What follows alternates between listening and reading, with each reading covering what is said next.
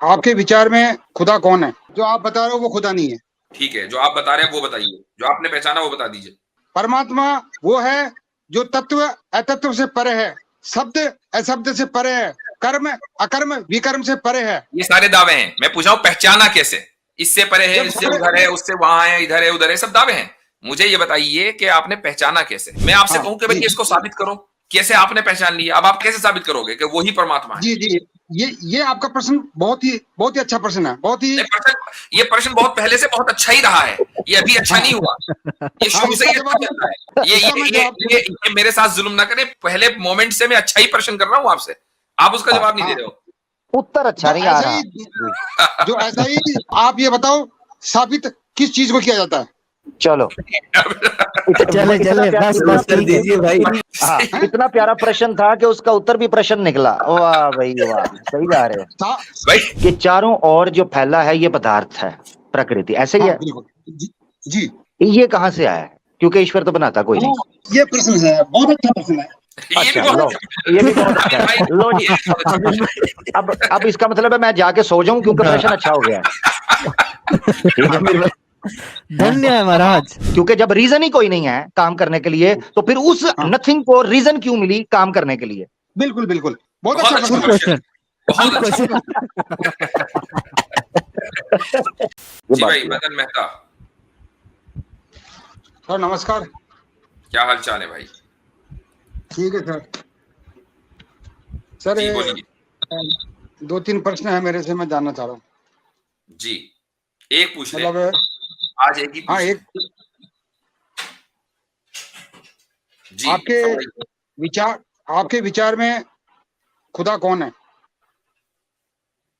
खुदा खुदा है जिसने इस कायनात को बनाया है, जिसने मुझे और आपको बनाया है, जो मुझे जो इस कायनात को चला रहा है, जो हमें रिस्क दे रहा है, जो हमें मारेगा, जो हमें जिंदा करता है, वो खुदा है। ये ज्ञान आपको कहाँ से प्राप्त हुआ? अगर आप इसके खिलाफ कुछ समझते हैं तो मुझे वो बता दीजिए, वो आपको कहां से प्राप्त हुआ?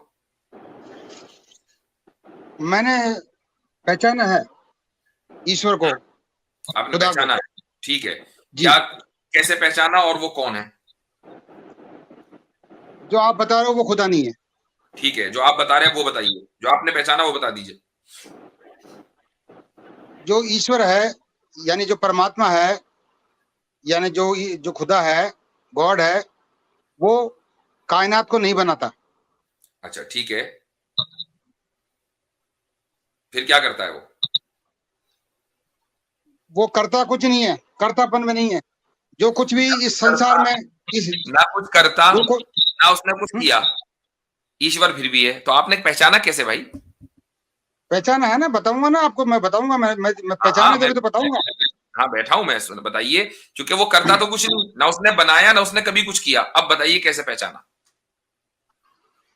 संसार के जितने भी धर्म ग्रंथ है, पोथी पाने हैं, किताबें हैं, ये सब मानव की रचनाएं हैं। मानव ने भी ये सब गढ़े हैं। जितने भी ठीक पंथ है है, भाई, एक मिनट, संप्रदाय है, ठीक है, चलो सब थोड़ी देर मानव के के लिए मान बनाए हैं। लिया, चलो थोड़ी देर के लिए मान लिया। ईश्वर को कैसे पहचाना, मुझे उसकी बात बताओ ना यार, इधर उधर की बात करने से क्या फायदा? क्योंकि आपने कहा कि ईश्वर ने कायनात को बनाया है, अभी आपने कहा। भाई सुन लीजिए, एक मिनट, मेरी बात नहीं जी हो रही है, बात की बात हो रही, चूंकि आपने पहचान लिया और ईश्वर के जी, कुछ पहचान। के बगैर पहचान लिया, तो मुझे वो बताओ कैसे पहचाना। और किताबें सारी गलत हैं, खुद ही कह रही है, सारी मानव की, इंसान की बनाई हुई है, अब पहचाना कैसे ये बताओ। कि इसके लिए आपको ये जानना पड़ेगा कि हम कौन हैं, हु आई एम। भाई आपको तो बनाया नहीं ना ईश्वर ने, आपका ईश्वर से क्या लेना देना? नहीं, आप मेरी बात समझेंगे ना, तब तो नहीं, मैं समझ रहा हूं, आपको तो ईश्वर ने बनाया नहीं, फिर ईश्वर को जानने के लिए ये जानना क्यों जरूरी है कि मैं कौन हूं? ये ईश्वर को जानने के लिए ये जानना जरूरी है कि संसार में जो भी कुछ है वो मैटर है, पदार्थ है, तत्व है। ठीक है, आगे। और यदि कोई भी सत्ता या कोई भी जो इस संसार को बना रहा है, इसका क्रिएशन कर रहा है, वो फिर कर्म के अधीन हो गया। वो कर्म कर रहा है, और यदि कोई कर्म कर रहा है तो वो जीव है, वो परमात्मा नहीं हो सकता। ठीक है, तो अब आपने परमात्मा को ये तो मान लिया कि वो परमात्मा नहीं हो सकता, लेकिन कोई ना कोई परमात्मा है आपके नजदीक, चूंकि आपने उसको पहचाना है। तो अब मुझे बताओ पहचाना कैसे है, मैं तो उसको भी जानना चाह रहा हूं। परमात्मा वो है जो तत्व अतत्व से परे है, शब्द अशब्द से परे है, कर्म अकर्म विकर्म से परे है। ये सारे दावे हैं, मैं पूछा हूं पहचाना कैसे, ये बताओ। ये सारे दावे हैं, इससे परे है, इससे उधर है, उससे वहां है, इधर है उधर है, सब दावे हैं। मुझे ये बताइए कि आपने पहचाना कैसे है। मैं सिर्फ एक सिंपल सा सवाल कर रहा हूं, क्योंकि आपने दावा किया कि आप पहचान चुके हैं, और ये भी दावा किया कि वो क्रिएटर नहीं है। हाँ, इसलिए दावा किया नहीं, मैंने पहचाना है, तो मैं वो बता रहा हूँ आपको जो मेरे को बोध हुआ। कैसे पहचाना है यार, हद है, इतनी देर से पूछा हूँ एक ही सवाल, वो जवाब नहीं दे रहे हो। कैसे देखिए, जैसे आपने सारी किताबें पहचाना, सारी किताबें जो है वो इंसान की लिखी हुई हैं, तो उससे वो तो रही, वो तो सब रिजेक्ट हो गई। हाँ, सारी किताबें इंसान, वेद की और आपको ईश्वर ने बनाया नहीं, मैटर को भी नहीं बनाया, तो हमारा ईश्वर से आपका ईश्वर से कोई ताल्लुक रहा नहीं। तो अब मुझे बताओ पहचाना कैसे। ईश्वर किसी को नहीं बनाता, यदि कोई बनाएगा तो बना, तो वो भाई थोड़ी देर के लिए मान लिया नहीं बनाता, अब पहचाना कैसे। पहचाना इस प्रकार कि जो भी कुछ संसार में दिखाई दे रहा है, सुनाई दे रहा है, आवाज में आ रहा है, महसूस हो रहा है, वो सब पदार्थ है, और वो पदार्थ से और भाई आपने हमारी मालूमात में कोई इजाफा नहीं किया, हम भी मानते हैं वो सब मैटर है। मुझे बताओ ईश्वर को कैसे पहचाना। बता तो दिया ना, जो नी तत्व है वही परमात्मा है। अब नहीं समझ आया। ये भी एक दावा है कि भाई वो फला है ना, वो परमात्मा है। मैं आपसे सिर्फ सिंपल, देखो ये आपने दावा किया, मैं आपसे कहूं कि भाई इसको साबित करो, कैसे आपने पहचान लिया। अब आप कैसे मतलब क्या कैसे साबित करोगे कि वही परमात्मा है। जी, ये आपका प्रश्न बहुत ही अच्छा प्रश्न है, बहुत ही। ये प्रश्न बहुत पहले से बहुत अच्छा ही रहा है, ये अभी अच्छा नहीं हुआ, ये शुरू से ही अच्छा चल रहा है। ये मेरे साथ जुल्म ना करें, पहले मोमेंट से मैं अच्छा ही प्रश्न कर रहा हूं आपसे, आप उसका जवाब नहीं दे रहे हो। उत्तर अच्छा नहीं आ रहा। जो ऐसा ही जिज्ञासु होता है, जो ऐसे ही प्रश्न पूछते हैं, वो हम उन्हीं का प्रश्न का जवाब देते हैं, जैसे आपने पूछा।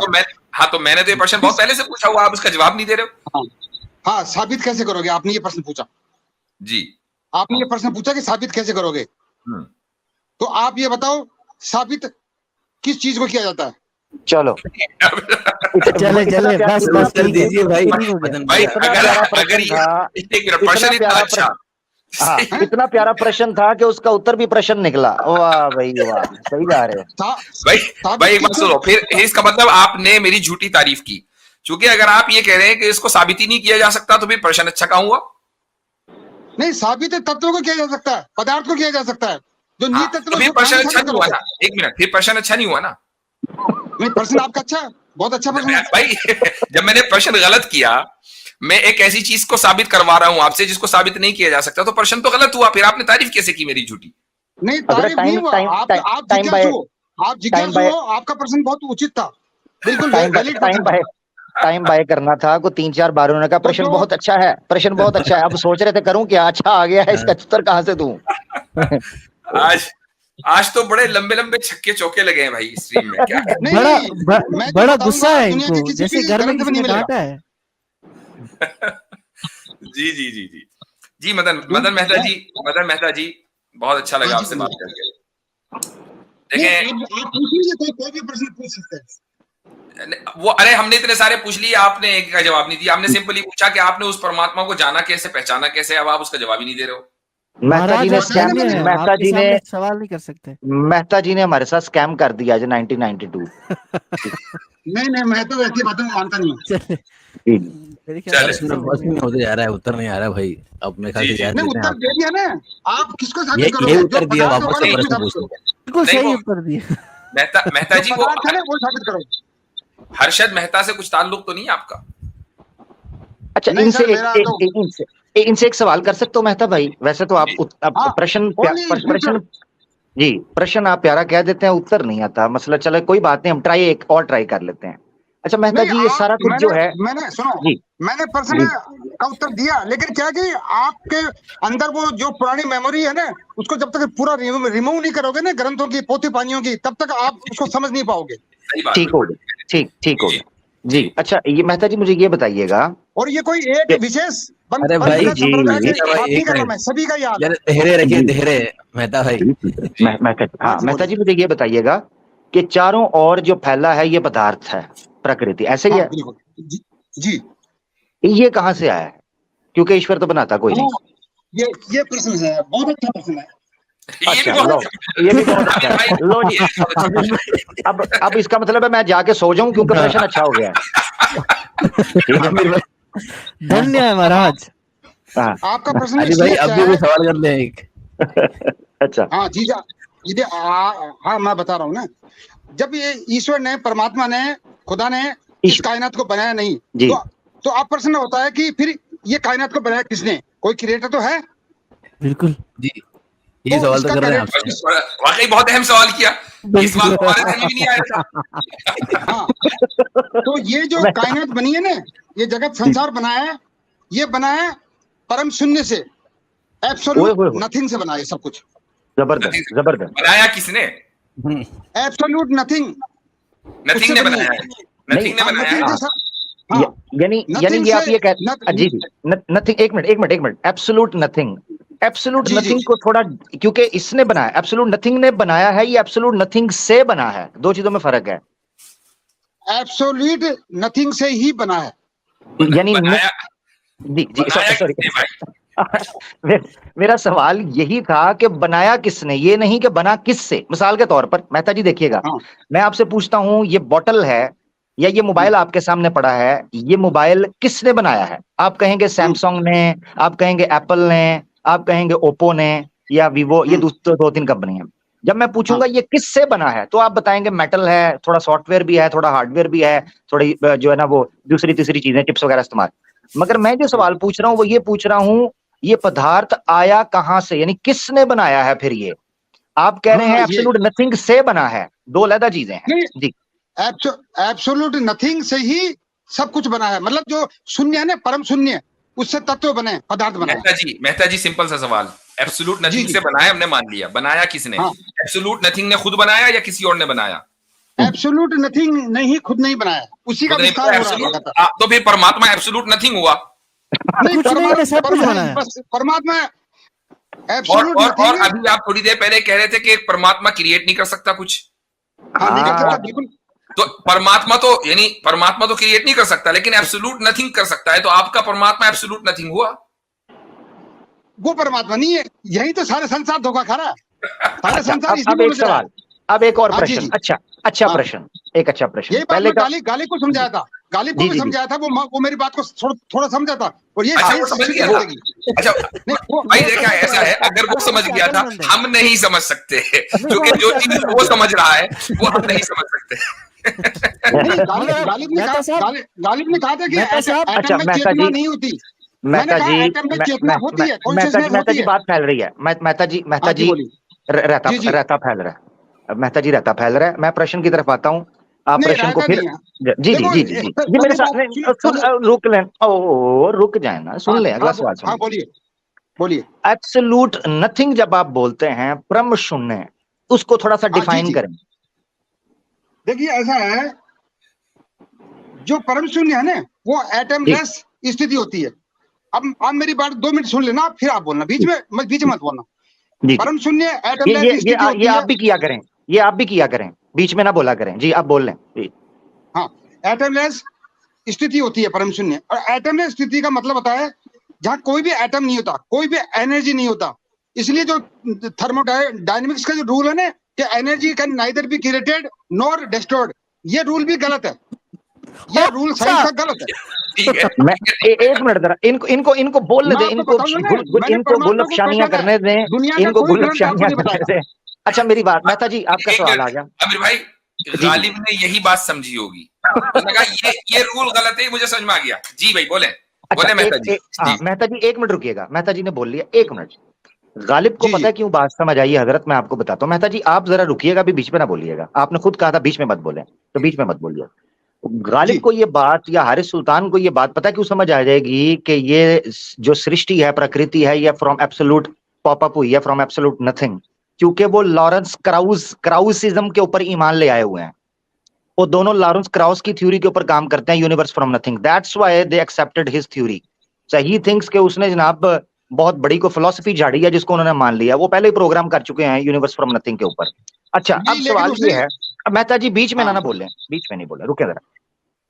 मेहता जी आपने एब्सोल्यूट नथिंग को परम शून्य कहा कि बिल्कुल कुछ भी नहीं था, ऐसा ही है?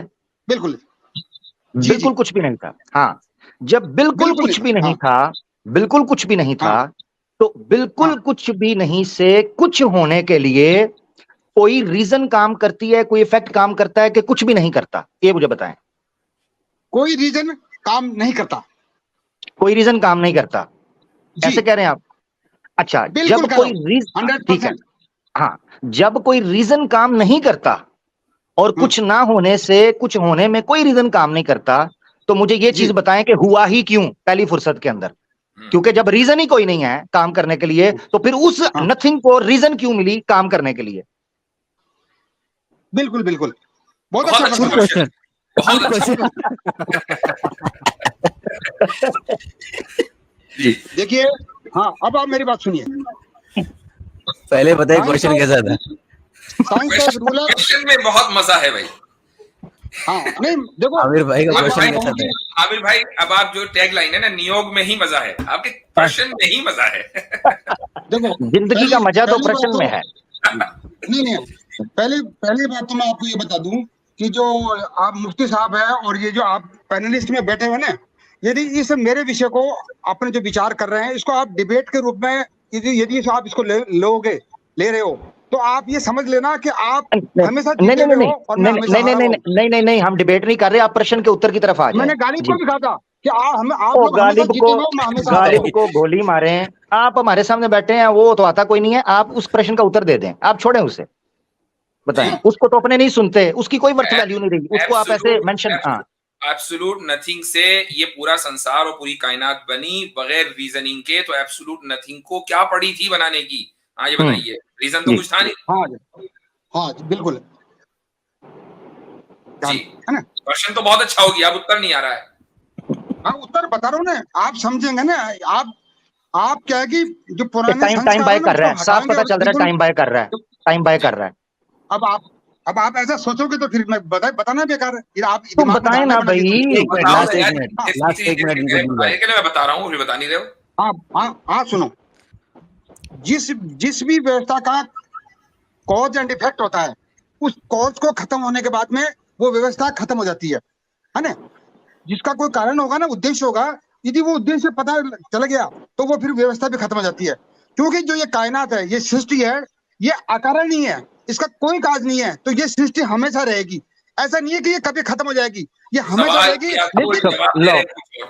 सवाल ये किया है कि नथिंग, एब्सोल्यूट नथिंग को बगैर किसी रीजन के इतनी सारी थिंग्स बनाने की क्या पड़ी थी? रीजन तो कुछ था नहीं। इनको पता नहीं चल रहा, इन्होंने एक और ब्लंडर बात में मार दी है। आप मेरा भाई उत्तर उसका दे दें। आपने जो अभी ब्लंडर मारा है ना कि इसका विनाश नहीं होगा, ये खुद शुरुआत के ऊपर एतराज उठा देता है। सही, ठीक है ना? ये तो टॉपिक दूसरा हो गया। अभी हम विनाश की बात नहीं कर रहे हैं, अभी हम बात कर रहे हैं शुरुआत की। नथिंग, एब्सोल्यूट नथिंगनेस को क्या पड़ी थी? रीजन तो था नहीं उसके पास। एब्सोल्यूट नथिंगनेस ही, मतलब उसमें क्या होता है कि उससे भी नेगेटिव और पॉजिटिव दो एनर्जी निकलती है। इसके पास जवाब ही नहीं है, जवाब है ही नहीं, बन नहीं पा रहा। या तो ये बोलेगा कोई रीजन। एक मिनट जरा सुनिएगा मेहता जी, जरा सुनिएगा। ये सवाल आपके लिए कैच 22 है। उसकी वजह ये है कि अगर आप कहें कि कोई रीजन थी, तो फिर आपको ये बताना, आपने अपने आप को तोड़ देंगे कि कोई रीजन नहीं होती। जब अगर आप कहें कि कोई रीजन नहीं थी, तो फिर वजूद की भी कोई रीजन नहीं थी, उसके एग्जिस्ट करने की कोई रीजन भी सामने नहीं आती। यानी ये एक ऐसा कैच 22 है जिसको आप सॉल्व नहीं कर सकते। इसलिए प्रश्न बड़ा अच्छा था जी। हाँ, तो जिसका कॉज नहीं होता ना, वो सिस्टम अकारण नहीं होता है। जिसका कॉज नहीं होता वो क्या होता है? जिसका कॉज नहीं होता ना, कॉज एंड इफेक्ट रूल नहीं होता ना, वो अकारण नहीं होती है, वो व्यवस्था अकारण नहीं है। कॉज एंड इफेक्ट, मेरी बात सुने पहले एक मिनट।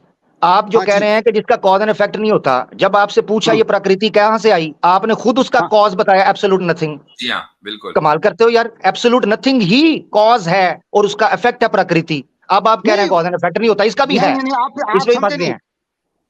ये प्रकृति का कोई कारण नहीं है, ये अकारण है। ओ भाई कारण मेरे बात अजीब कारण किसे कहते हैं हम? इसका मतलब है आपको पता नहीं, फिर इफेक्ट कहते किसे हैं? मुझे सब पता है, जब मैंने परमात्मा को पहचाना सब पता। चलो फिर टेक केयर, टाइम खा गए आप। ठीक है, चले भाई, सही है, बहुत टाइम हो गया। आज तो शुरू से लेकर आखिर तक के जबरदस्त कॉमेडी शो रहा ये।